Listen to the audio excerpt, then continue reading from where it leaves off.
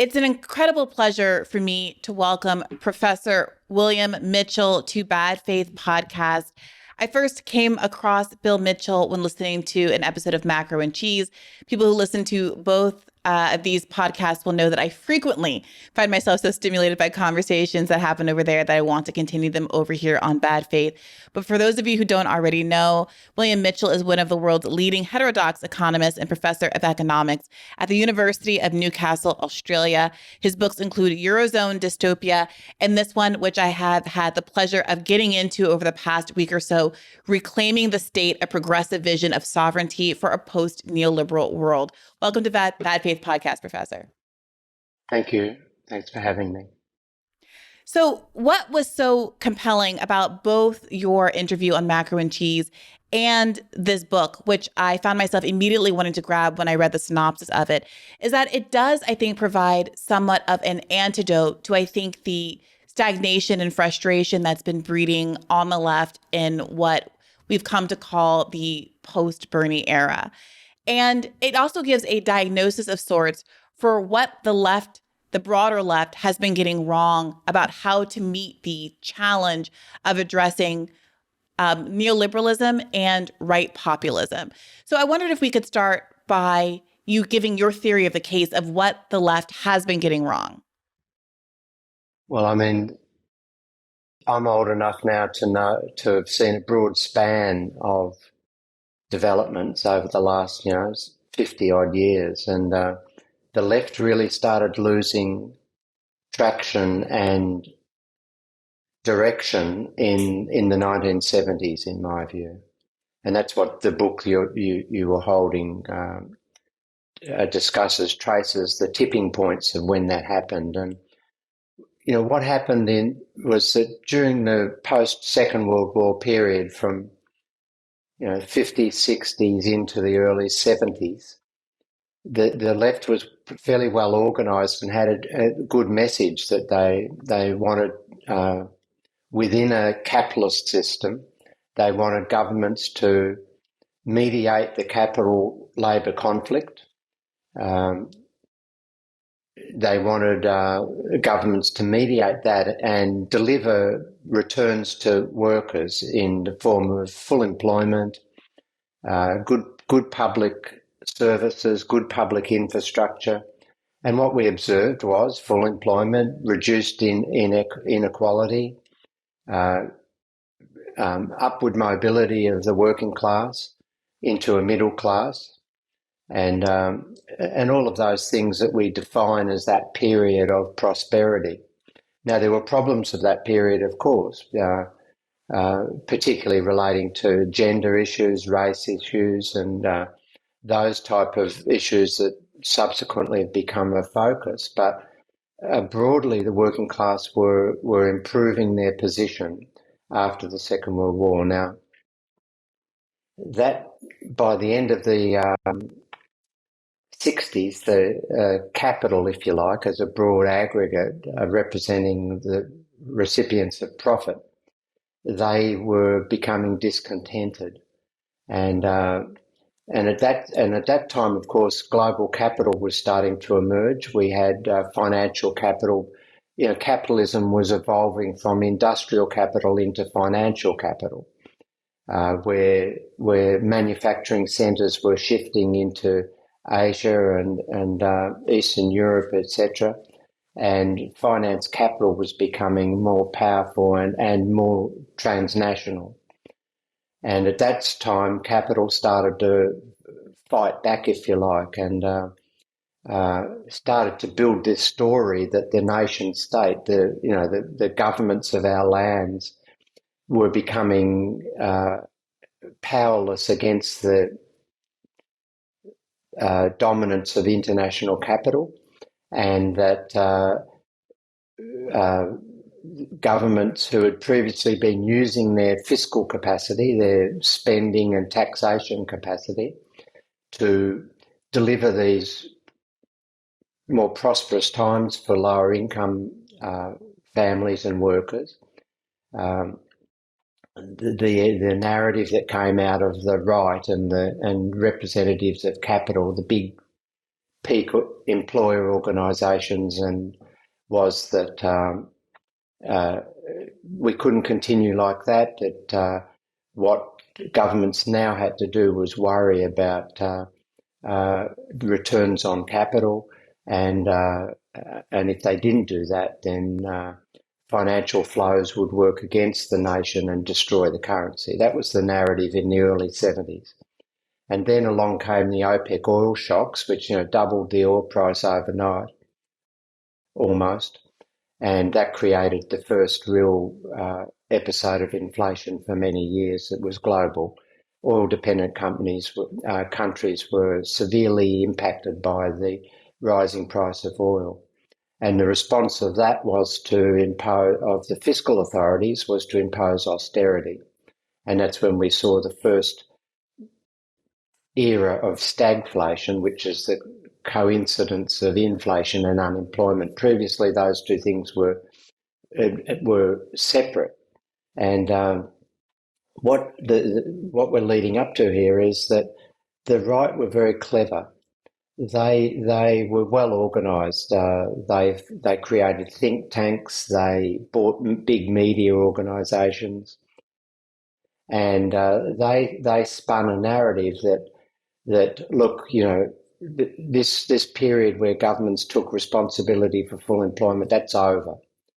Now, the first statement of that was a British Labor Party Prime Minister, James Callaghan, in September 1976 at the Labor Party annual conference, where he famously got up and announced that the days where governments could create jobs and provide jobs for all are over. The role of government now has to be to manage inflation and target fiscal surpluses, running surpluses, spending less than they are receiving in tax revenue. Now, that was monumental because the left at that time were completely disoriented by the inflation and unemployment that was rising. They didn't know how to handle a raw material shock like an oil shock. And senior people, scholars on the left, started to articulate the same sort of macroeconomic statements about governments will run out of money, the financial markets will destroy the currency, and all of the things, that taxes will go through the roof if governments keep spending like this, like drunken sailors, all of the nomenclature that came with this scaremongering. And the left bought it. And from then on, in the mid-70s, they got distracted by postmodernism, by identity issues. And don't get me wrong, those issues are extremely important for society to work through. But at the same time, they surrendered the main contest in macroeconomics, that the government has this role to play, and to mediate the sort of competing desires of capital and labour. And the left just abandoned that terrain altogether to the right. And from then on, we've been how to pay for it. You'll run out of money. The financial markets will destroy your currency. There'll be inflation. Interest rates will go through the roof. All of the things that I call sound finance became the mantra of the left and effectively hamstrung it from any creative and innovative policy.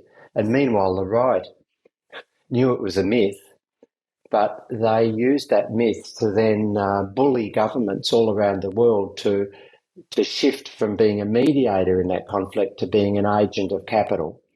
And as an agent of capital, they then, privatised and outsourced and imposed user pay systems, cut public spending, and basically gave the right a party. And, they were partying on this. And what effectively happened was that the right reconfigured government for their own agenda. and told everybody else that, oh no, the government had to do this because it would run out of money. And that's sort of where we're still at today. I think that's all a lot and important, and we're going to get into the details there. Just quickly to the point about identity politics, I made my bones in many respects in journalism by critiquing the left liberals' adaptation of identity politics as a sort of distraction or a veneer which disguises the extent to which they are completely out of touch and perhaps disinterested in, on some base level, class politics and meeting the class needs, the economic needs of all of the various identity groups that they have focused on. I might choose to frame it as being identity politics being used as a shield, as instead of being an actual distraction. I do wonder how much you think the shift away from substantive class politics was really because people sort of forgot about them and found identity politics more appealing, or how much it was a concerted decision to realign. There's a narrative that says, that's kind of largely plotted out by the Powell memo of the 1970s, that says there's an understanding that given the shifts in the way advertising works, the rise of television, the power that television advertising now has, means that if the left wants to succeed, if liberals, if Democratic Party in the United States wants to succeed, then they have to also be currying favor with the large institutions that will give them enough money to compete in that ad space. And so then if you are going to be constructively taking the same money from the same sources as Republicans are, how do you distinguish yourself? And you do that via focusing on identity politics, which don't actually implicate any of the underlying class terms. I want to give you a chance to respond to that if you disagree at all. No, I don't necessarily disagree, and I think, say in the US, the Powell Manifesto in 1971 was incredibly powerful. And that demonstrated how well organised and well funded the right in the political spectrum had become. And I think, for an ordinary citizen out there just going to work every day, the formation of those crazy media companies, like Fox and Sky and all of these things, that was a well-designed strategy. And the development of think tanks that were masquerading as, independent research centres, pumping out propaganda that looked as though it was coming from authoritative research, but it was just basically ideological propaganda. And, the invasion of the schooling system into influencing curriculum. And so, they worked out that if you start at age 5 and between 5 and 10 and into secondary school, you can influence, condition people's thinking. And so, that's what happened. And so if you think for the average citizen, it's pretty hard if you're just making ends meet, going to work every morning and coming home at night with a big mortgage. You're getting berated in the evening news, the morning news in your newspaper you read at lunchtime with this sort of stuff. So I think that definitely happened. It was organised and well designed. I mean, these research institutes, these think tanks were really marketing organisations. They weren't research centres. And I think that makes it really hard for an average citizen to know what's going on. And at the same time, inflation was for the first time in many decades had become a real problem for all of us. And, that made the cost of living pressures really substantial. And so thinking about higher order things was not really easy for the ordinary citizen. But I think also the left, the left bought the spin. The left has always felt insecure on economic matters because the right say we're the representatives of business and, we know what's best for the economy. And the left has always been sort of behind the 8 ball on those issues, particularly in English-speaking countries. And so when monetarism came along, Milton Friedman's monetarism came along and took advantage of the OPEC oil crisis to say that the era of Keynesianism, that era I talked about earlier about full employment, etc., that was unsustainable. The left had no real intellectual capacity to fight against that. And so to salvage their academic pride, they became interested in, I went to conferences as a young progressive in the 70s into political economy conferences, and all the talk was feminism, race, hermeneutics, methodology, and all of that stuff. And the analysis of class, economic class, had just gone. And, that evolved into an idea that, class is irrelevant now. We're differentiated more by these identity distinctions. And, and I sat in conferences where women would get up and women bosses in corporations would be speaking at progressive conferences.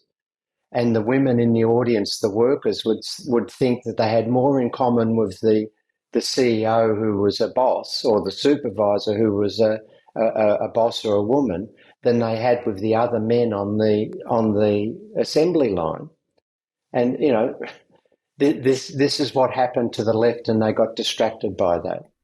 Yeah, I want to ask you about how that happened, because I see that as more of a void that existed and people filling it with other very important things like our racial apartheid system here in the United States of America or deep gender disparities. I don't fault anybody for talking about those in the void, but it seems to me that the crucial problem is the left's insecurity talking about economic issues, not the existence of deeply important issues like racial and gender segregation and inequity in the workplace, housing markets, and beyond, that of course have a economic bent to them as well. The March on Washington, the Civil Rights March on Washington, was a march for jobs and freedom, right? It was an economics march. And it wasn't just an accident that the racial legacy of that is carried on and valorized in our history. It was a choice to try to segregate the class aspect of those movements, the communism and socialism that so often came in tandem with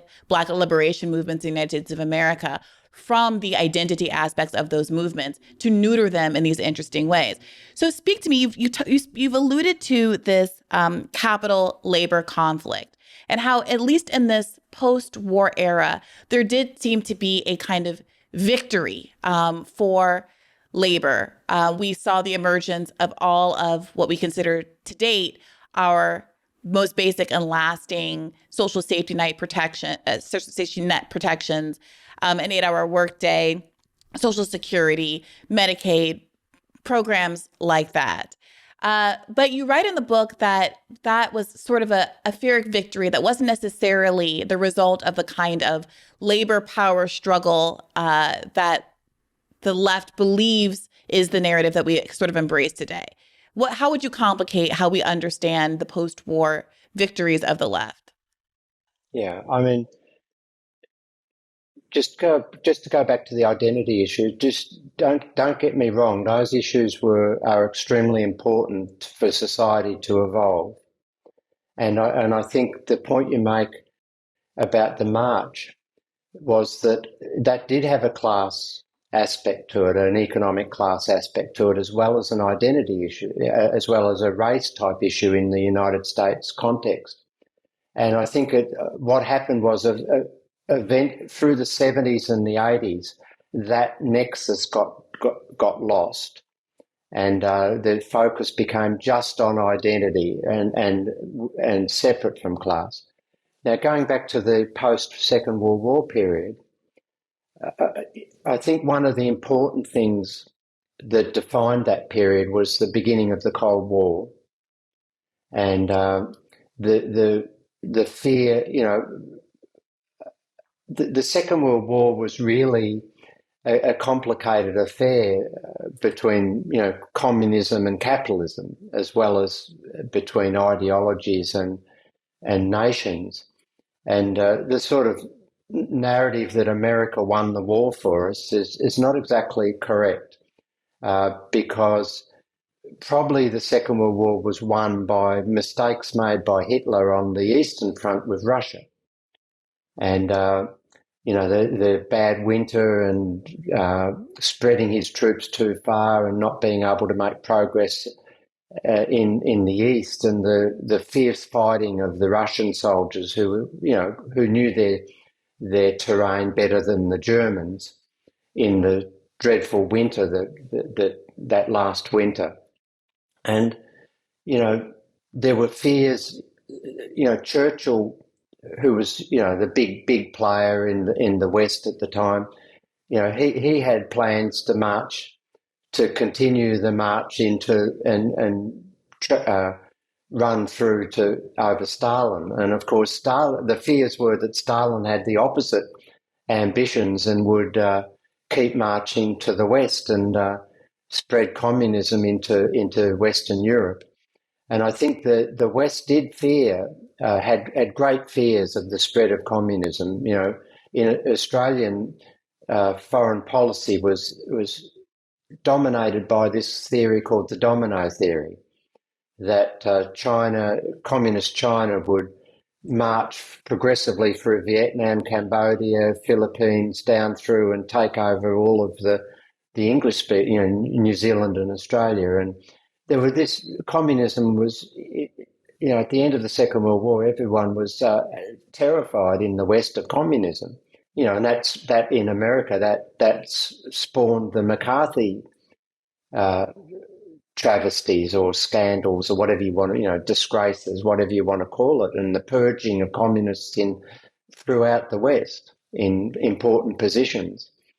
And so that conditioned the way in which not only that, but also the Great Depression also demonstrated, in the 1930s,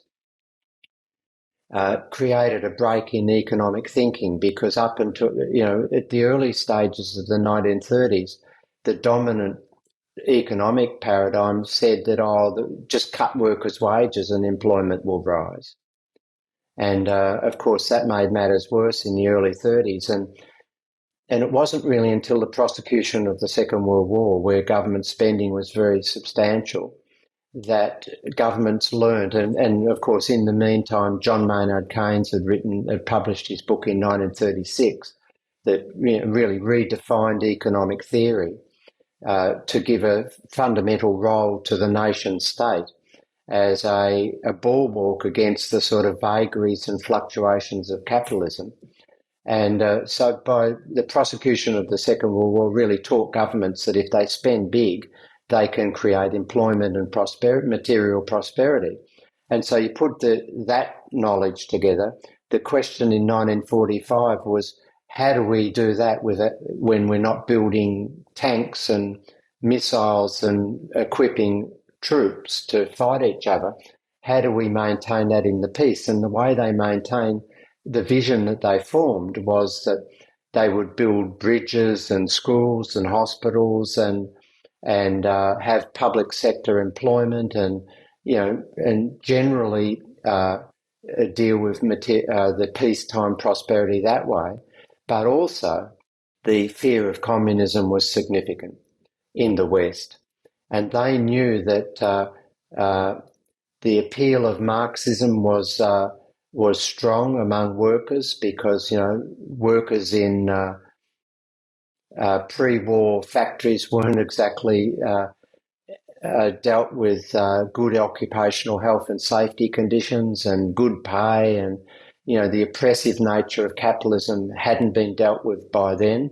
And so they knew that if they didn't deal with those issues and give workers some stake in the growing prosperity, then they could be lured away to Marxist thinking through their trade union organisations, through their other working class organisations, and in America through racial identity.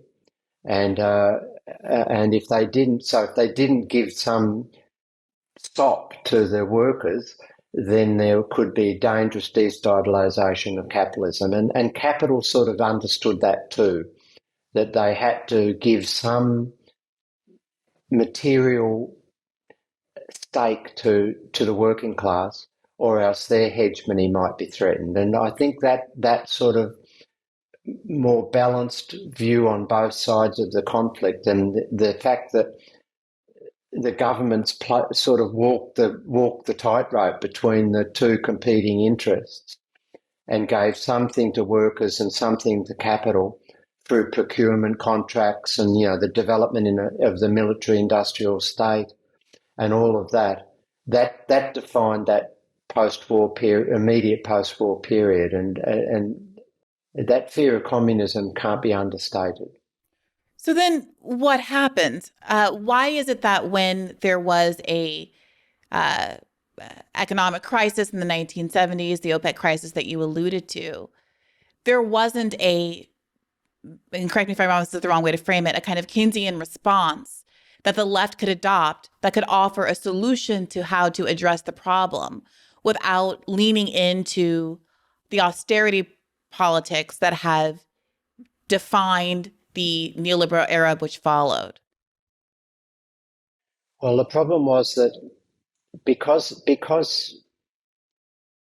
typically prior to the 1970s, if you had any inflationary pressures, you had low unemployment.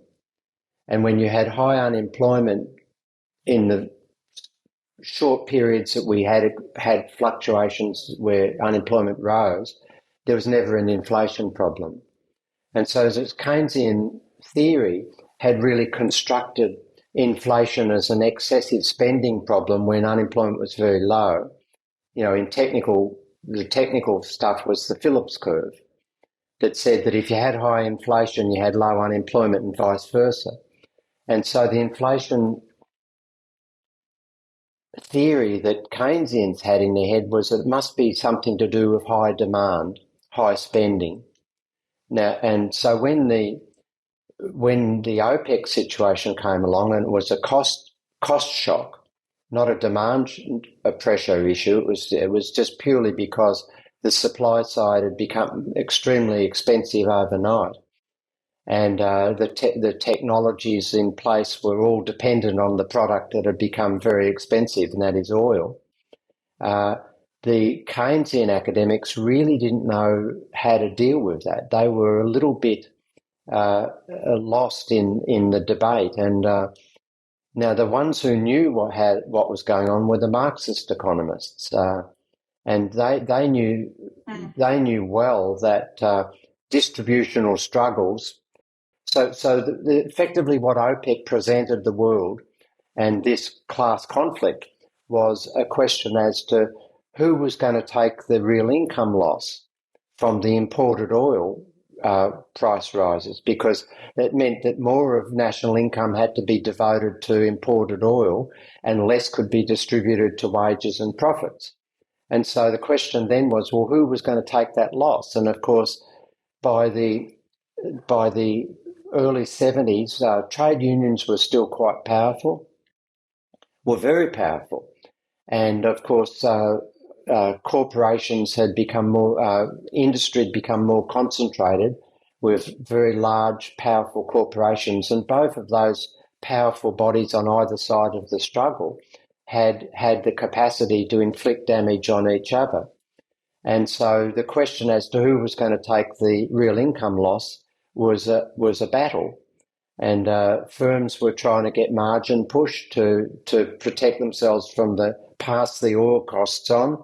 And of course, there was real wage resistance from the working side in the form of nominal wage demands to protect themselves from those price rises.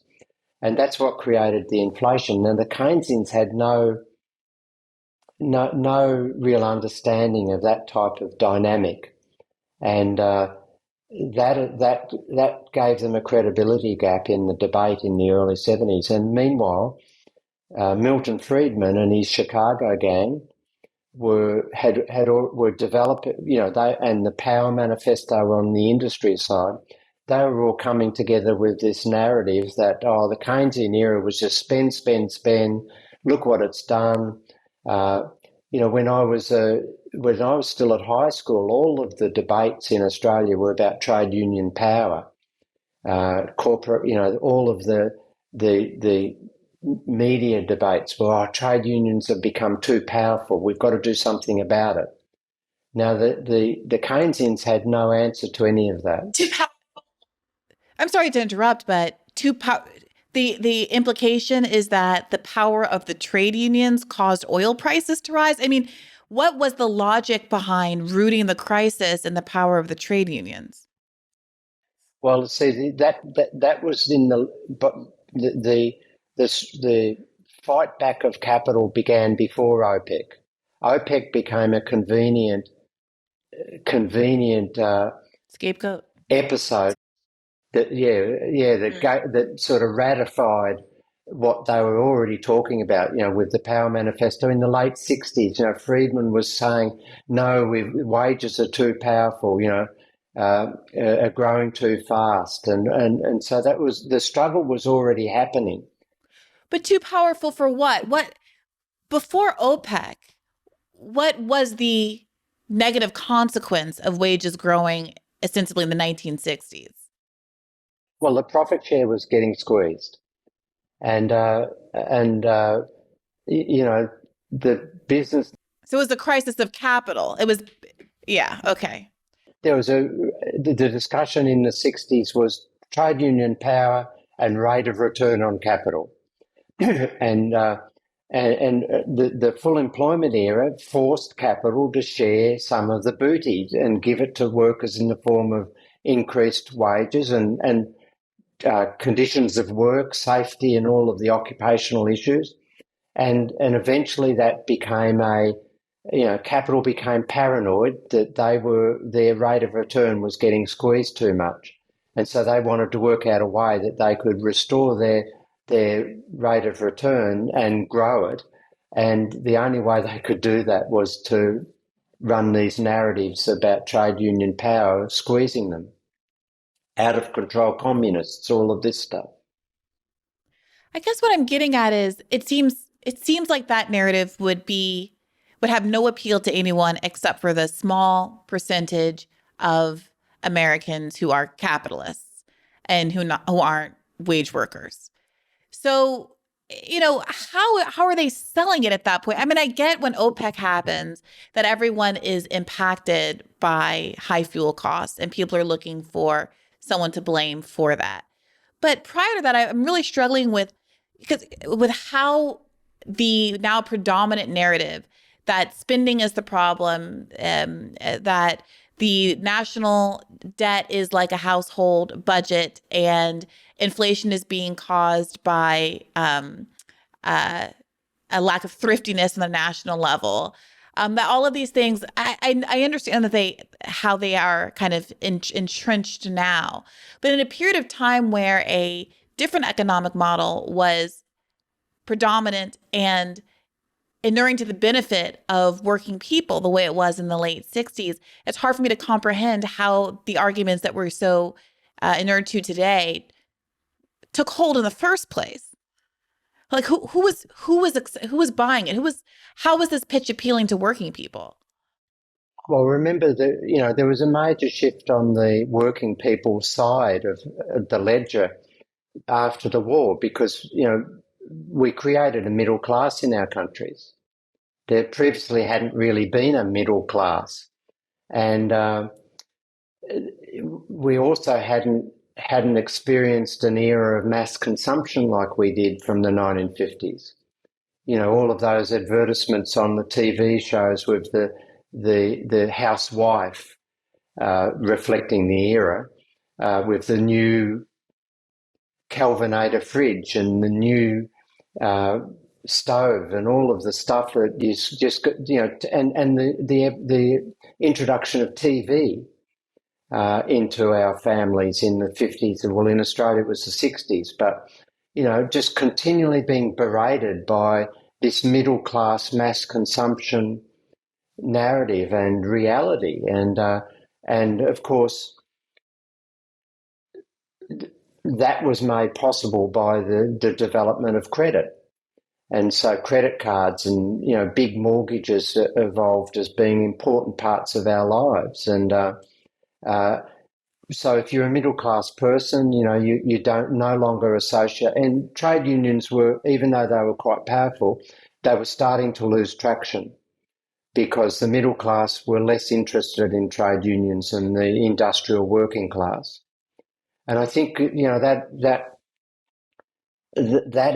evolution into a materially well-off middle class with debt hanging out, mortgage debt, that created a dynamic that capital could introduce these scaring tactics that,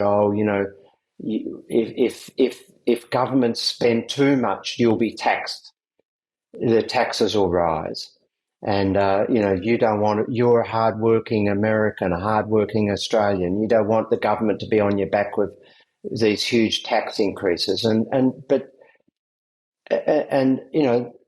As we said, the Power Manifesto and the related developments all around the world that were spawned by capital and financed by capital, they were strategic. They exploited that middle class mass consumption status of our families. In those days, people would say, as I was at university, I think the work is, you can't talk about the working class anymore. We're actually evolved beyond that. We're middle class aspiring entrepreneurs. People were bought all that. I was on a panel not long ago where a young 18-year-old, she was the Youth of the Year in New South Wales, which is a state of Australia. She got up and said, there's no workers anymore. We're all entrepreneurs. Now, that sort of evolution began in the 70s. That's how it happened. Okay, so this is great. So I want you to move us forward a little bit because one of the more novel arguments, novel to me, I'm sure, perhaps not novel to other people who are more familiar with the field, is the way you center globalization and nationalism as kind of competing ideologies and framing nationalism specifically as an ideology that has opportunities for the left as opposed to one that is more commonly framed, especially in contemporary American discourse, as necessarily right-wing, regressive, bigoted, xenophobic, and the like. You make an argument about globalization occurring and the broad left acquiescing to it as an inevitability, when the reality is that they should have been making the case for nationalism, a focus on the role that the nation state could play in using spending to create public goods. Can you unpack that for us? Yeah, I mean, that's very interesting. The argument, I mean, the left has always believed in sort of an international perspective. There's this movements about cosmopolitanism and going beyond, creating an international working class solidarity. And, you go back to the 19th century and there were efforts to build the so-called great internationals, and they all failed and were reduced to, chaos in the attempts of international organisation. And, you can see it today in the way in which the left supports the European Union, for example. Now, the European Union is the most advanced form of neoliberalism. It's the most advanced form of anti-left procedure and ideology, and it's even built neoliberalism into its actual legal structures, which America and Australia and other countries haven't done. The European Union has built neoliberalism into its treaty structure, which is its intrinsic legal framework. But the left still hang on to it and say, we'll just reform it because it's their expression of cosmopolitanism and internationalism. And for them, and there was sort of reason for them to believing all of that, because for them, the focus on the nation is xenophobic, as you said, that it breeds martial conflict, it breeds you know military type conflicts. It breeds racism, and this is what and attitudes about immigration that are negative, and all of this stuff, and it breeds fascism ultimately, and I think a lot of the left thinking still is terribly influenced by what happened in the Second World War with the sort of the Reich in Germany, the supremacy of the white, the Aryan, and all of that sort of stuff has influenced all of that. Now, my view on that is that nationalism is a scourge. Nationalism, as described, as a superiority of a race, is a scourge, and the left should never broach it, and never will, I don't think. But you've also got to understand the idea of a currency and the power of a government currency, and what it and this is where we talk about MMT, of course, modern monetary theory. This is sort of my work, and that there is the government's currency is incredibly powerful.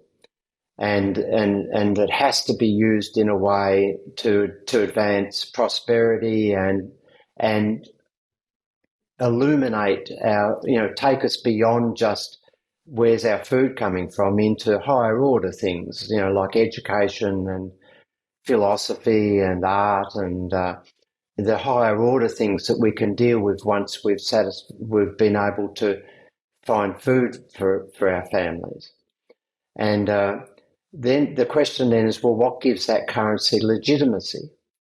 And you can't have a worldwide currency. It wouldn't work because what gives it legitimacy is a concept called like demos. A demos, a coherent group of people that are willing to work together to look after each other, simply stated. You don't think that's possible on a global? I mean, I'm not trying to be naive or Pollyannish about how far we are from that point today, obviously. Do you think it's impossible to conceive of a kind of global community? Look, I think right now it's impossible. I think, I think we can have a global community to deal with some things that are on the right scale to deal with across borders, like climate change and rule of law type rights, treating people who boat people. Australia is obsessed with boat people coming from Asia. So I think those things should be dealt with on an international scale with international agreements. But I do not think that culturally and historically and linguistically we see each other as in international terms. I think we see each other as a national demos, and the question then, and that gives I don't. In Europe, for example, it's a classic case because they've got a common currency in 20 of the 27 states of the European Union. And you saw it during the global financial crisis, how reluctant Germany and France and the northern wealthy states were to provide unconditional fiscal transfers to Greece and Portugal and Spain. All of the negative race attitudes came out during that era. The Germans talking about those profligate, Latinos down south. And I think that demonstrates that there isn't a European demos. A similar argument is often made in the United States. A diverse multi-ethnic, multiracial, multi-religious, pluralistic country where race has, in fact, differences between people, identity differences between people have been used to divide the working class very purposefully. So, to the extent that there is truth to your argument, isn't that also an argument against the nation state being a vessel for the kind of spending and social uplift that you're recommending on the basis of a nation? Yeah, I think, look, America's an interesting country because it does have those type of complexities that are a little bit different in other English speaking countries. But here's a question for you. If I went to, let me say, if I went to Mississippi, some town in Mississippi, and I asked somebody, you know, what are you? Do you think that they would say that they were Americans? Well, of course. Yeah, of course they would say they were Americans. Now, they wouldn't. If I went to Europe and I went down to a Greek village and I said, "Well, where are you from?" They would. The first question wouldn't be they were from Europe. They would say they were from some small little community in Greece, and so America has been able to evolve, even though there's all of these regional differences and language differences. You know, if I go down to Tennessee, I can't understand what they're saying when I go and visit towns in Tennessee in the past. And there's all these regional differences, that's true. But because of your history, you've been able to unite a nation as America.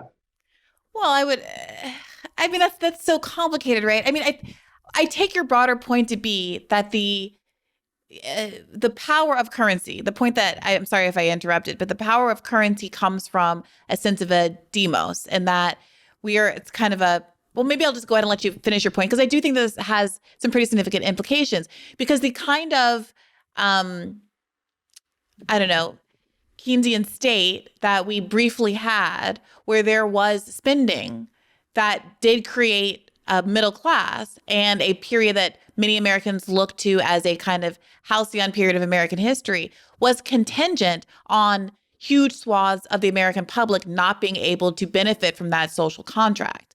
And when there was greater equality, racial equality and other kinds of equality, that gave people broad access to that social contract, at that point, those social benefits began to be stripped away, largely with an argument that you shouldn't be giving away this nice free stuff to poor, undeserving people. So it's difficult for me to see, to the extent that America has succeeded or failed in that effort, how that is so different than what would end up happening on a global scale. The point I'm making is that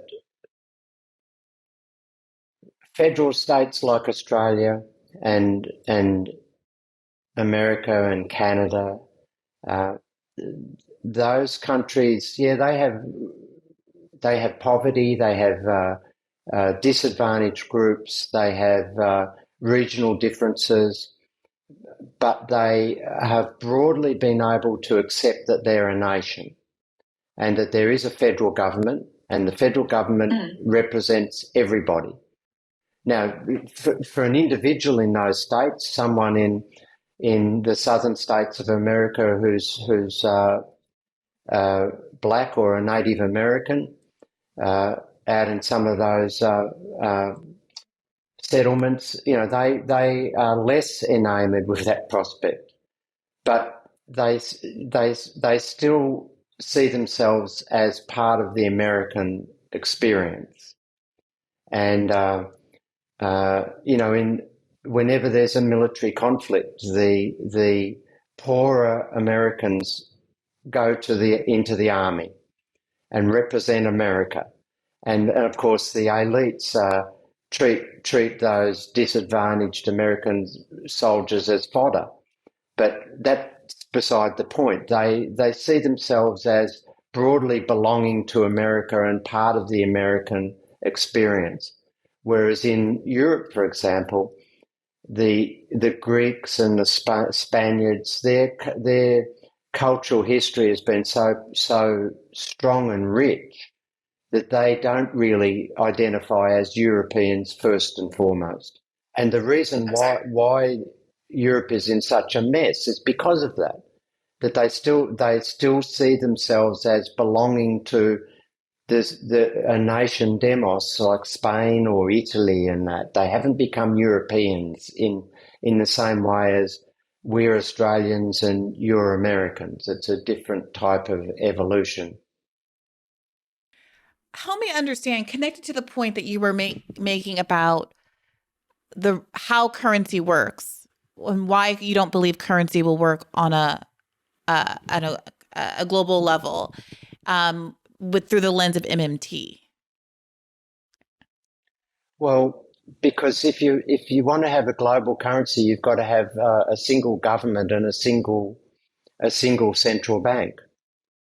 Now, do you really believe that the Americans are going to? Who's going to be? Where's that going to be located? Who's going to make decisions? Just to be clear, you're not making a case based on how economic systems work, but rather on the contemporary political realities of a divided world and nations who have clear economic advantage over the others, that they wouldn't want to sublimate themselves and create disadvantage themselves politically vis-a-vis other countries, which is not disputable. But I thought you were making perhaps a different point when you first brought up the idea that, leftists think internationally, and that is an impossibility. Well, an improbability or something that you have to fight for is a different thing than an impossibility. An impossibility, I think of something as that's something that might be precluded by the realities of how markets work or something like that, as opposed to, I think the left is, as they aspire to a degree of internationalism, the reason isn't, they understand it's aspirational and that it's a fight, but that they believe that it's a fight worth having. Because ultimately, if the argument is that America is only able to provide benefits through spending, MMT style spending, at the expense of the rest of the world, the way so many of the benefits that befall the West are at the direct expense of the rest of the world, then it's not worth it. That's not really what our objective is as leftists, right?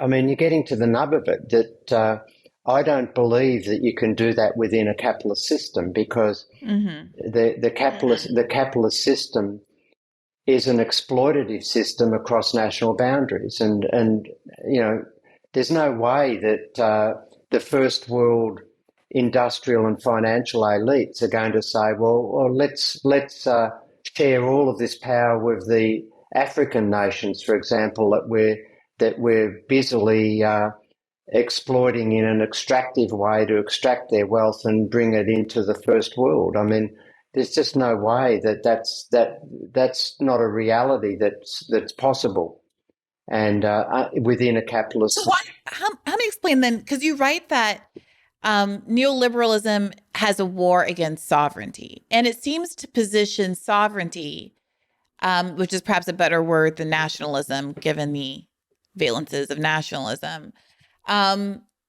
should be something that's embraced by the left because it is something that would allow you to spend domestically, do the MMT, have the uplift of the working class, do the redistributional stuff, all of that, all of those things. But are you then in these passages making an argument for improvements within capitalism that are separate and apart from what your main argument might otherwise be, which is ending capitalism altogether, progressing past it? Well, both. I mean, personally, I think I think I've evolved. That was written in 2017, and I've evolved as well since then. I mean, my current position now is that the climate challenge is so immediate that I don't think it can be solved within a system that prioritises private profit as being the guide to how we do, allocate resources. I don't think we can continue that way. but the other side of the story is that we have seen a taming of capitalism in that 19 post-war period, Second World War period, and we did that because people were forced their governments through democratic processes to become a mediator rather than an agent for capital. Now, the argument in that book was that the left should be focusing on those issues, first and foremost, to restore to take control of our governments again. Now, I've evolved into thinking that the climate challenges moving so quickly now, that we're facing an existentialist position, that really means we've got to not just reclaim the state, but also evolve the system of production and ownership. That's where I'm at But today. this is what's so interesting. I would love to hear more specifics about what that looks like, because what was so compelling to me about what you've written here is that the diagnosis of how left political parties in America and in Europe specifically consciously sort of abandoned what should have been their role, which is to make the case for resisting the what you describe as macroeconomic myths that were being pushed by corporatists, the Powell Memo crew, and all of those. And you write, to make matters worse, most leftists have bought into the macroeconomic myths that the establishment uses to discourage any alternative use of state fiscal capacities. For example, they have accepted without question the so-called household budget analogy, which suggests that currency issuing governments like households are financially constrained and that fiscal deficits impose crippling debt burdens on future generations, a notion that you go on to thoroughly debunk later in the book. You seem to offer that there is a different direction that the left should go and different priorities that the left should be talking about, even in this moment. And you write elsewhere how that the choice that the left made at this crucial juncture in the 70s, basically. I love this quote, effectively reduces the left to the role of defender of the status quo, thus allowing the political right to hegemonize the legitimate anti-systemic and specifically anti-EU grievances of citizens. This is tantamount to relinquishing the discursive and political battleground for a post-neoliberal hegemony. So basically what so many of us on the left have observed, that the right is able to capture a kind of a genuine populist sentiment, a kind of American first sentiment, a kind of anti-globalization sentiment that doesn't get recognized as authentic or legitimate by the liberal media, a political class, because it is entwined with a lot of jingoism and xenophobia and racism and things like that. But in the absence of the left, of liberals making an affirmative argument for left populism, and in fact, affirmatively working to crush left populist movements like the one advanced by Bernie Sanders or Jeremy Corbyn, that you are effectively, again, creating this void that irreducibly is going to lead people increasingly to the right.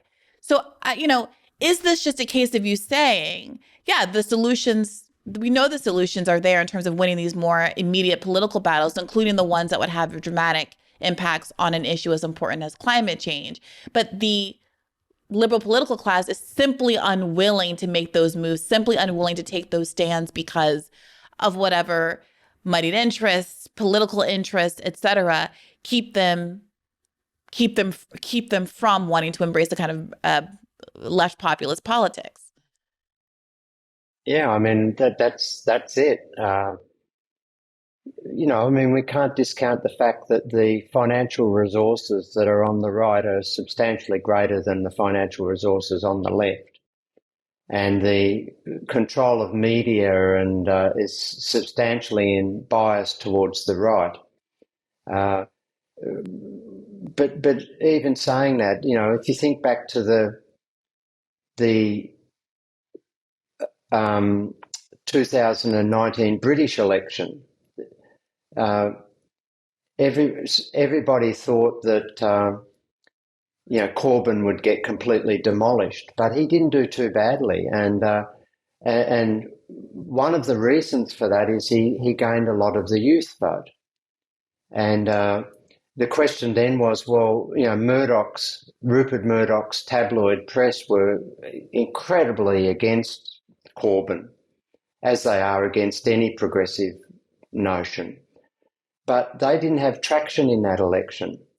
And the reason why the youth vote favoured a sort of much more optimistic, progressive agenda was because of the role of social media. And because the youth get their politics from social media, not from buying a newspaper from Murdoch in the morning, which historically has been the way in which the popular messages get out. And so, that's a very optimistic thing for the left, in my view. But then you get, the takeover of the social media by characters like Musk and Facebook as big. They've become agents of the right again. And I think my view on all of that is that the left is really underfunded. Is a complex structure. The left is a much more complex structure than the right. The right is a single message that we just want to maintain power for profit.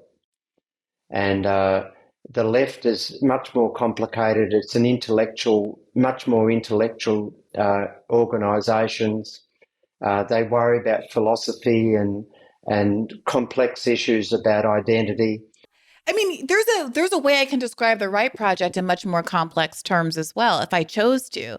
And I could also describe the left project as wanting to maintain power for the people, the same way that you frame the right project as wanting to maintain power for profit. No?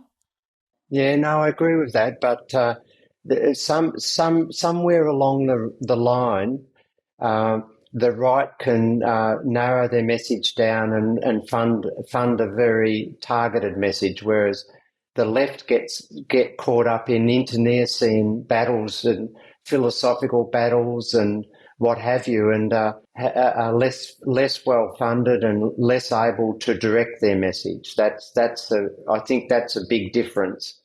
The left becomes sort of like a shotgun, whereas the right become much more targeted like a rifle.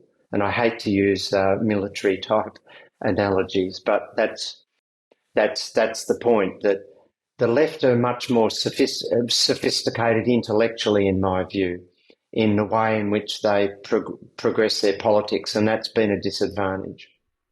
Well, I think the point about money seems to be the big one. It seems to be the real elephant in the room and the measurable difference between the two political factors. I don't actually know that I agree. I have a hard time looking at the coordinated success of what I've come to just refer to as the Powell Memo strategy over the last 50 years and call that an unsophisticated operation, to look at the proliferation of think tanks, as you've alluded to, conservative think tanks and media institutions that hold themselves out as organic and grassroots, when in fact they are astroturfed and deeply funded. I can't help but look at the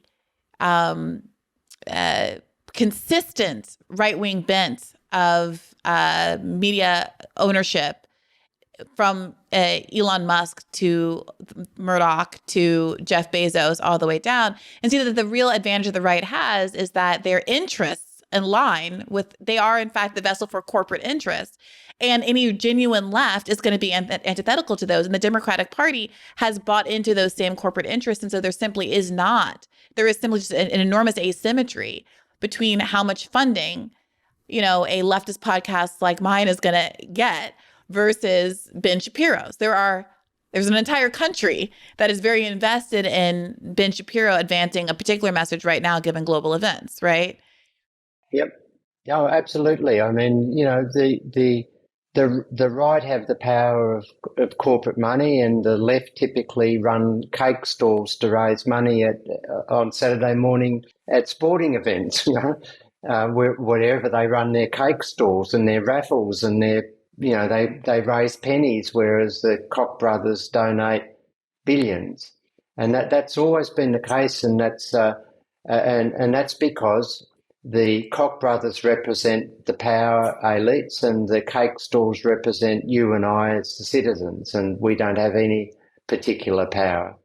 But the real problem also is that money has infiltrated our political systems, such that the Labor parties or the Democrat Party in America relies on that money too to prosecute their political efforts, and that compromises them. And the big main political parties are totally compromised by corporate money. So how then, do we go about reclaiming the state given those realities? I mean, you write here at the end of your chapter 1 summary as to where this book is going. You say, after describing the problem and how we've basically bifurcated our politics into a reactionary nationalism and a progressive globalism being a problem, the reactionary nationalism being a problem as well. How do we find our way through? You say, need it be this way? As we argue in the second part of this book, a progressive, emancipatory vision of national sovereignty that offers a radical alternative to both the right and the neoliberals, one based on popular sovereignty, democratic control over the economy, full employment, social justice, redistribution from the rich to the poor, inclusivity, and the socio-ecological transformation of production and society is possible. Help us, Professor Mitchell, to understand, give us some glimmer of hope. How is this possible, especially since we're all sitting here in the middle in America, middle of a election season, we're being presented with two options that we've all had before. We're not excited about the first time around, neither of which presents that middle way through. Yeah, I mean, possible doesn't mean timely. Mm-hmm. And I've always seen my role as a left scholar as being to educate. So, the changes that we now see, the neoliberal program didn't emerge overnight anyway. The neoliberalism took 30 years or 40 years to evolve into its current form. And it took a long time to, those think tanks and the media barrage that occurred, it took years to change the debate and go from a sort of collective vision of society to us seeing ourselves as just individuals. Social change evolves much more slowly than we think, and what the progressive vision requires is a re-education. And I see my role, my little part of that story, as being an educator, to educate people on modern monetary theory and to give them a vision that give them knowledge and empower them with a notion that when the government spends, it's not going to tax you, out of existence. It's not going to run out of money. It does have these capacities that can help you. And that's a small part of the story. And education typically takes a generation to make some social changes. Now, I think we're pushing uphill, but that's the way I see it. Well, let me ask you about that, though, if I can, because I remember during the Bernie campaign, I worked on the Bernie campaign. And I remember there was this tension between how much we were going to lean into MMT, talk about MMT, or whether that was too big a lift in the context of an abbreviated campaign cycle to convince the public that I'm not some crazy loony socialist, or, I'm just a normal social democrat kind of socialist.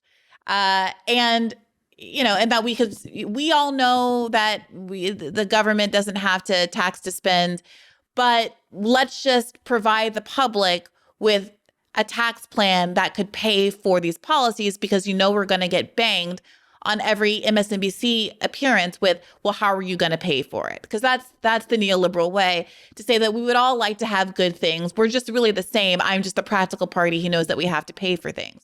So I wonder how frustrated you are about the framing that has been adopted by so many of us on the left, about wealth taxes and the like, as opposed to taking the time between campaign cycles, or even now when we're in the middle of a campaign season, to be pushing information and education about MMT, especially because such a big part of the national conversation right now is about inflation and the extent to which Joe Biden is responsible for it. Yeah, I mean, I'm very frustrated, and you go to all of our countries. You know, the Labor Party is in government in Australia now. The Labor Party in Britain is likely to be the next government, uh, and the Democrats are in charge in America at the moment. Uh, the question I have in my mind is why don't they take advantage of that power base? You know, in 2007, the Australian Labor Party won a landslide after years of frustration with the Conservative government. And once again in 2022, the Labor Party won a very substantial victory at the federal election and you know, wiped out the Conservatives. Now, why didn't they take advantage then of that significant power imbalance in seats in Parliament to start re-educating the public? And that would have been entirely possible, but instead they hunkered down on the mainstream economic narrative, and that's terribly frustrating. And the same thing with Biden. And you know, he won a famous victory against Trump, in my view. Why didn't he take advantage of that to shift the debate? Now, the debate's not going to shift in a big way quickly, but it can start shifting in small ways relatively quickly. Why didn't they take advantage of that? And that's because I think that those parties, the social democratic parties, you know, Democrats, Labor parties, whatever you want to call them, have become co-opted by capital. That's the problem. And until we go back, and to me, the only way out of that dilemma is back to grassroots. And, you know, in Australia, the Labor Party is basically an aggregation of branches, local membership branches. And they effectively push the candidates for election up to the national level. And I think it's the same in the Democrat Party in America. So effectively, as us citizens, we've got to educate ourselves and then take control of the political process at the branch level, at the grassroots level, and then aggregate that pressure upwards. There was a reason why welfare states formed in the early 20th century. There's a reason why workers formed trade unions in the late 19th century. It's because their conditions of society became intolerable. And I think we're heading towards that point where citizens will realise that their economic situation is precarious, the climate situation is precarious, the standards of living are declining, the middle class is getting hollowed out again, and we've got to fight back. And the only way we can fight back is through local organisation, and that's the only way this is going to change. And that takes quite a long time. I know we're well past an hour, so I'm going to let you go. But I did just have this quick thought. I've been interested on a couple of recent episodes by guests talking about the role of globalization and the appeal of the America First movement as a consequence of a instinctive understanding, I think, among many working people of the negative role that globalization has played. And I hear you saying that it's going to be a grassroots effort. I would argue that the two major political parties are completely captured, and third-party efforts are going to be are some of the most optimistic outlets for me. But I'm thinking about how MAGA, Donald Trump was able to come out of nowhere, largely with this populist messaging that was so effective, and wondering about the extent to which the left version of that could have a similar effect. Um, and I wondered if you were in charge of a kind of left version of an anti-globalist messaging campaign, what would that sound like? Well, I'm an internationalist as well as a localist because we're all on one planet and we're all part of humanity, and so I think, and that sort of sentiment translates into, in the book you'll read that I want the IMF and the World Bank to be scrapped and a new multilateral institution formed so that the materially wealthy nations can make sure that that gets spread out to the poorer material nations. So in that sense, I'm thoroughly international, and we're not going to solve the climate issue by going back into our backyards. But at the same time, I also believe in localism, and I don't think we're going. What the pandemic taught us, I mean, in Australia, in the early days of the pandemic, we've suddenly realised that we couldn't get protective medical equipment because we no longer made it. We had to get it from China, and the boats weren't coming from China because the factories were shut because of the pandemic. And I think a lot of people realised that by creating these very long supply chains, global supply chains, that we became very vulnerable in times of crisis. And that has spawned throughout the world an awareness that we have to shorten supply chains again and bring things back into our geographically manageable spaces to insulate ourselves from those vulnerabilities. So I think that we talk about a retreat from globalism. Well, that's part of that retreat, that we're now seeing that the long supply chains leave us vulnerable. But moreover, what we're not seeing yet, but we're going to have to see, is that one of the solutions to the climate challenge, if we can solve it, and I'm not sure we can, because social change is moving more slowly than the climate is pushing us. But one of the things that we're going to have to do is bring supply chains back locally anyway, for food security, and to reduce our energy consumption, to move into a degrowth type environment, and produce things more locally. And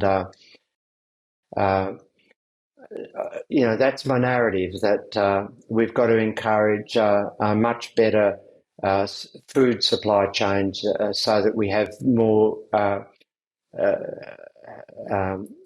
reliable and healthy food produced locally, and those type of things. Yeah, I'm very interested in the kind of targeting of organizations like the IMF and the World Bank. I've seen how much traction the right gets out of targeting, let's say, national security organizations, or, the FBI, the CIA. And, for reasons that sometimes liberals think are wrong, and there's been a weird defensiveness from liberals of these organizations that historically have targeted the left and have conducted the Red Scares that you alluded to earlier and the like. But there seems to be a really natural understanding among the public that these institutions are not created for the public benefit, for the benefit of working class people. And it is interesting to me that while conservatives have leaned into this kind of globalist concern, that's sometimes anti-Semitic coded, there isn't a kind of specific critique that I'm hearing about the way that international financial institutions work to undermine their kind of domestic financial goals or domestic financial realities. And I am really curious to hear people who understand it more come up with a sort of elevator pitch for why, let's say, a disgruntled independent voter should have a critique of the IMF on their lips as readily as they have a critique of Davos or some of the other kind of bête noire that you hear talked about on the right. Yeah, I mean I'm extremely critical of the IMF and the World Bank. They've become neoliberal institutions. They were formed as part of the post Second World War consensus that fixed exchange rates had gold convertibility, and that was believed to be the way in which we would have global financial stability after all of the ructions during the Great Depression. And the IMF was really a Keynesian institution that was created to make sure that countries that were struggling to defend their exchange rates according to the fixed exchange rate agreement would have the foreign exchange that would allow them to maintain their exchange rate parities according to the agreement.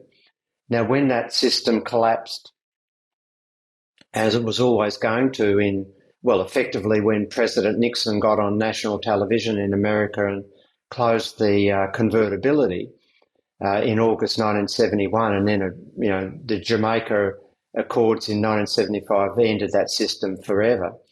The IMF didn't have a role anymore, but it reinvented itself as a sort of attack dog for neoliberalism.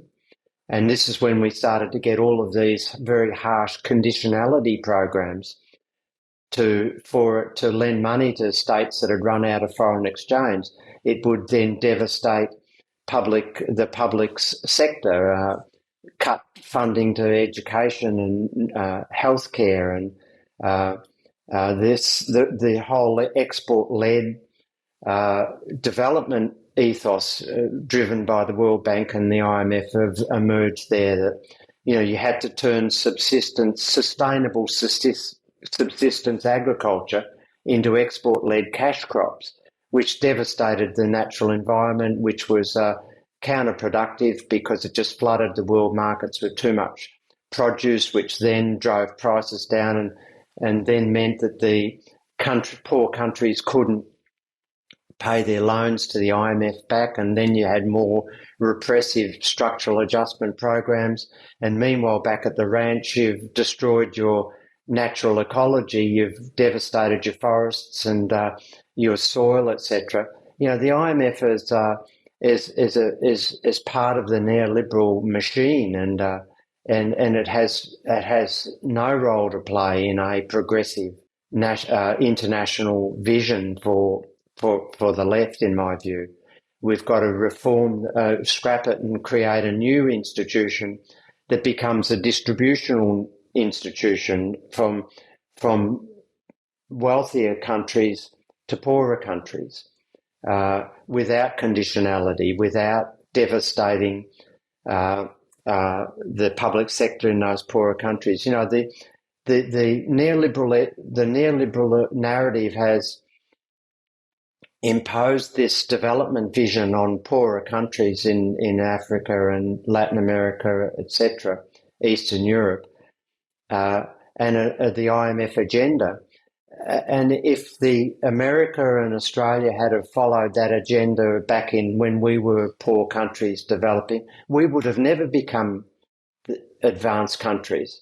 It's impossible to become an advanced country by following the IMF agenda. So there should be no support for those institutions from the left. Now, I know that runs contrary to what a lot of the people in the left think, but that's the reality. The left is very complex, is more complex than the right as an organisation. Trying to create a collective out of all of those disparate elements is quite difficult. Sometimes I think that's true, but sometimes I wonder if that's just our vanity as leftists wanting that to be the case. Because in some ways that we have such the obvious winning argument. Hey, most of us are workers and not capitalists. Most of us are closer to being homeless than we are to being billionaires. We have all of these things in common. And it's the right that has to work overtime to obscure that reality by focusing on identity politics. They're the first identitarians. They're the ones that use racism and other forms of bigotry to drive people apart. And we're playing defense on that. And I think that sometimes if we played more offense on our winning message, then we would obviously win.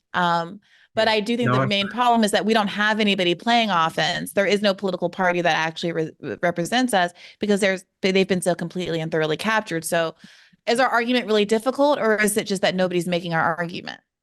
I agree with all of that. I mean, uh, identity has been used to divide and conquer and to create and to make this. In Australia, it was the Labor Party in 1974 that introduced this term. It's probably an Australian term, but dole bludger. Dole bludger. This was a so Is 19, that like welfare queen? yeah, one, yeah, welfare queen. And this was at a time when unemployment was rising uh, due to the OPEC disruptions. Unemployment was rising, and we had a bloody Labor government out there building this narrative and a nomenclature, terminology about the unemployed being to blame for their condition when it was obviously a systematic lack of jobs. We had the government of the day, a progressive government, building this linguistic structure of dole bludgers and cruisers and job snobs and all of this terminology that entered the lexicon to describe unemployed who were lazy, idle, and couldn't be fucked working, you know, and Yeah. that came from the left, and that distorted the whole thing, and that was a divide and conquer strategy.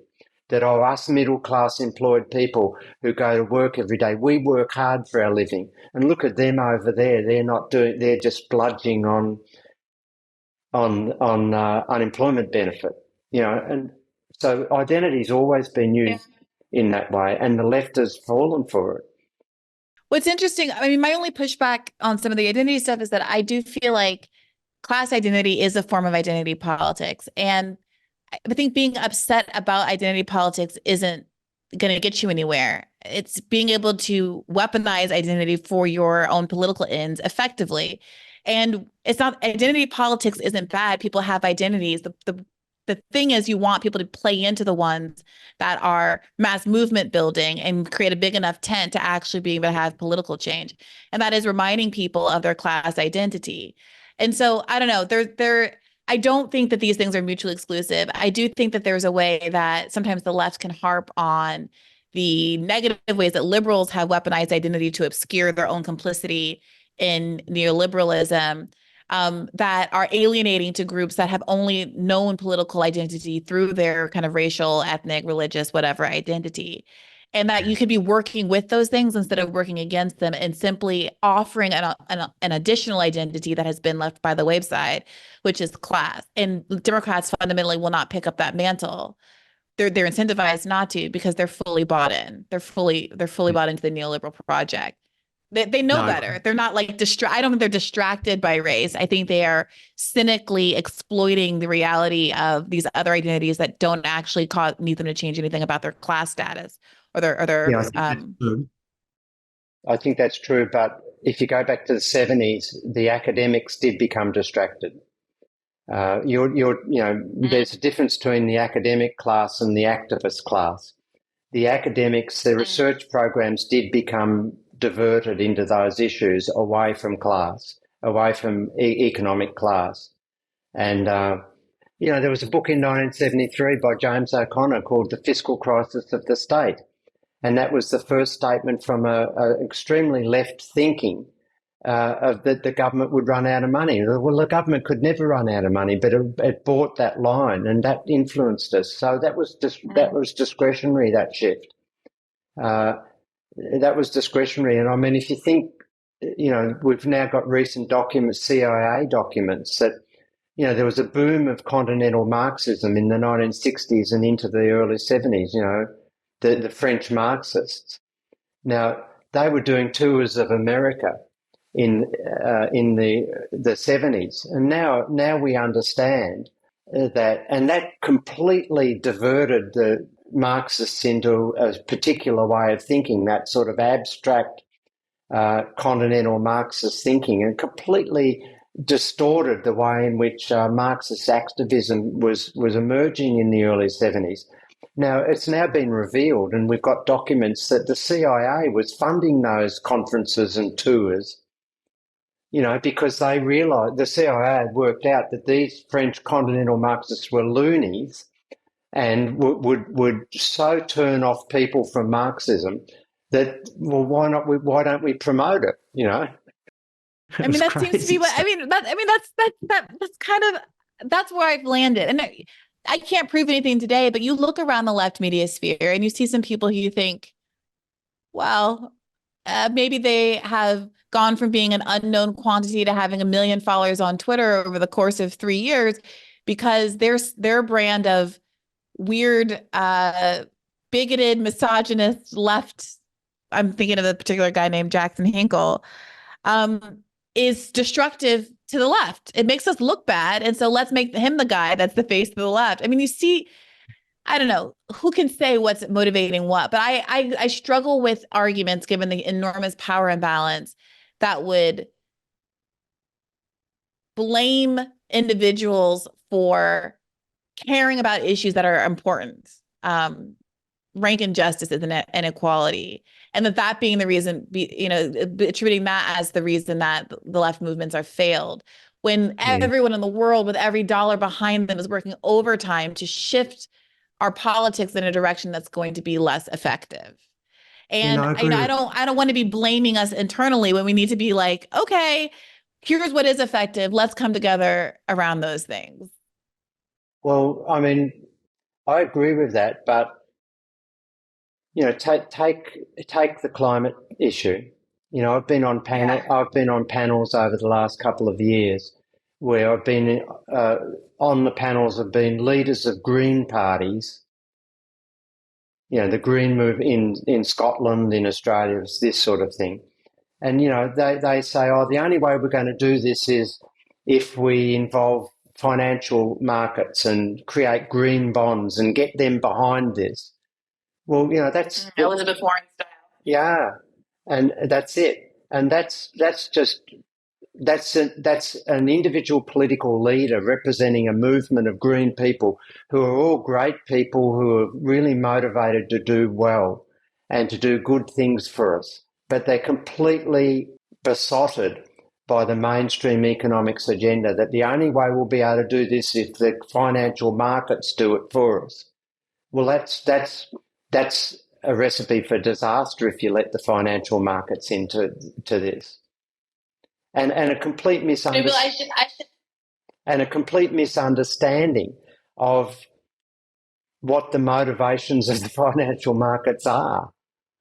I should ask you on Rising sometime. Last week we had a guest, a friend of my Rising is my morning show at the Hill, and my co-host is libertarian. It's like a right-left show. And he had a friend of his who wrote a book about how conservatives have to start paying attention to climate now, mostly because it's a losing political issue for them. And young conservatives actually do believe in climate change, despite all of the They do, propaganda to the contrary. And so, like, he's trying to pitch it like conservatives have always loved climate. Theodore Roosevelt was a conservationist. Nixon started the EPA. And so this is really our legacy and we need to reclaim it. And so I asked him, what do you have to say about the intervening like 40 years of climate denialism between Nixon and now, 50 years? And also, what do you have to say about the incentives of various people in the Republican Party and Democratic Party not to adopt green policies because of how captured they are as political actors? I mean, you just waking up and deciding Republicans should stop being climate denialists doesn't really change any of the incentive structures here. And we got into it, and he's been a real, can I say, asshole on Twitter since then. But I'd love to have someone who knows what they're actually talking about come on and respond to the claim that that you can basically get out of the climate crisis through capitalism. I don't believe you can. And that's when I said earlier that's where I've evolved to. I'm really annoyed about the whole Green New Deal movement and the whole green growth, which is the mainstream left type agenda now, green growth. And the financial market involvement in it. That well, we'll just get the financial markets to fund all of this. Well, and that's now the mainstream left narrative and movements around the world, and even my MMT colleagues in America get up and talk about the Green New Deal as the way forward. Well, it's not going to be the way forward at all. The essence of capitalism that we do things to make profits, and the profits are siphoned off to a particular class, and the rest of us are more or less in service of that agenda. And we can't achieve degrowth with that. And Isn't it with just that, though isn't the point I understood like Bernie style Green New Deal transition policy to basically be trying to accommodate for the fact that there are workers who are going to be disadvantaged by a transition away from um, fossil fuels. Not that capitalism is going to resolve it, but that to get broad public buy-in, you have to have a off ramp for people who are going to lose their jobs because we're going to shut down all of these dirty energy sectors. a just transition, yeah. Yeah. So Yeah, no, I your think, critique is not with that. It's with what's the aspect of the Green New Deal then well, how are that you you're going gonna to, give Elon Musk a bunch of money and we're gonna electric car our way out of this or something? yeah, I mean, I just I don't believe that the world can continue prioritizing economic growth. I just don't believe that. I don't think our planet can't sustain that. Uh, what's the current estimate? We're now 1.7 times the resource capacity. We're consuming at one point and producing at 1.7 times the capacity of the world to resource that. So that can't continue. Now the logic of capitalism and capital accumulation, go back to Marx, is that we've got to keep growing. That's the ethos and logic of capitalism. Well, those two things are incommensurate. We can't; those two things can't work together. Capitalism has to have economic growth, continual. We can't It continue feels to.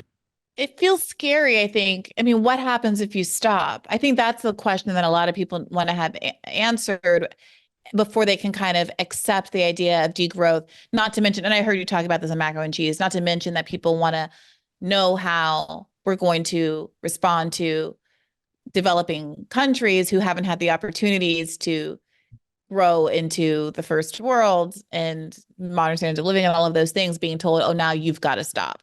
And I know that you've said, well, no, there's got to be redistributional things so that they're not disadvantaged by saying, oh, now's the point where everyone has to stop. But I think that's what people worry about when they hear degrowth. And also, people have a lot of folks think that without capitalism, without the profit motive, everyone will just sit around in their house playing video games all day and contemplating how to murder their neighbor or something. Yeah, no. Look, I think you know these are all related to the social change that would be required.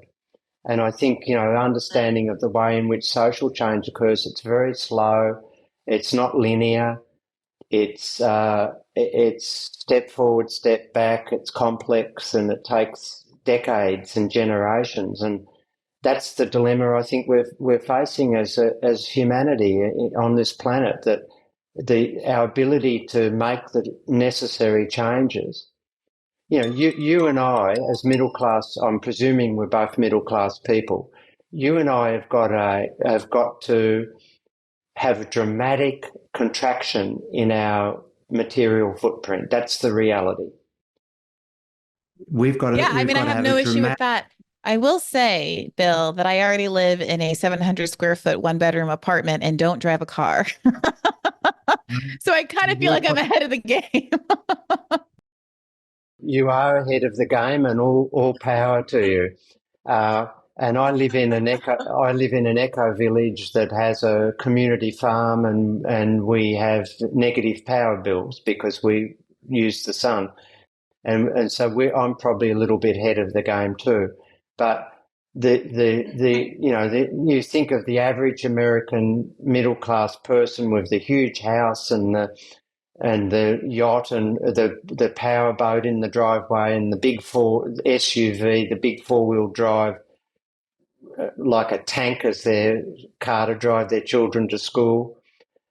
This is dramatic contraction is required. And that's required, to reduce our footprint, but also to share some of the footprint so that people in the poorer countries have at least some material security. I'm not against material. I think that's made our life, you and I are talking because of material prosperity, using cameras and computers and networks. I'm not against any of that, but ultimately the middle class in the wealthy countries are going to have to take a dramatic contraction in their consumption, and we've got to produce different things, and I don't think society can adapt quick enough. And I think we're headed to some endpoint which is not going to be very attractive to any of us. Yeah, I think I definitely agree on that point. I could pick your brain about this stuff for another hour, Bill Mitchell, but I'm going to let you go. I really appreciate how generous you've been with your time today, and I really do encourage people to read Reclaiming the State and your other works. Can you tell people where to find you online? I understand you have a Substack, is it? Or some other place that you write articles online? I run a blog, and I've been running a blog. It's the 20th year now, so I was an early blogger. You can just search Bill Mitchell Economist. You'll find me. I come up number 1 on Google. So thank you. All right, terrific. Thank you again for spending your time with us here today. Thank you to all the Bad Faith listeners for tuning in. And as always, take care of yourselves and keep the faith. Hey YouTube, thanks for watching. Just a reminder that this is a podcast. You can catch an extra premium episode every Monday for $5 a month at patreon.com/badfaithpodcast. That's patreon.com/badfaithpodcast for $5 a month, an extra episode every week. Additionally, please do consider liking this video, subscribing to this channel. It helps us out. It helps independent media beat the algorithm. We appreciate you. And as always, keep the faith.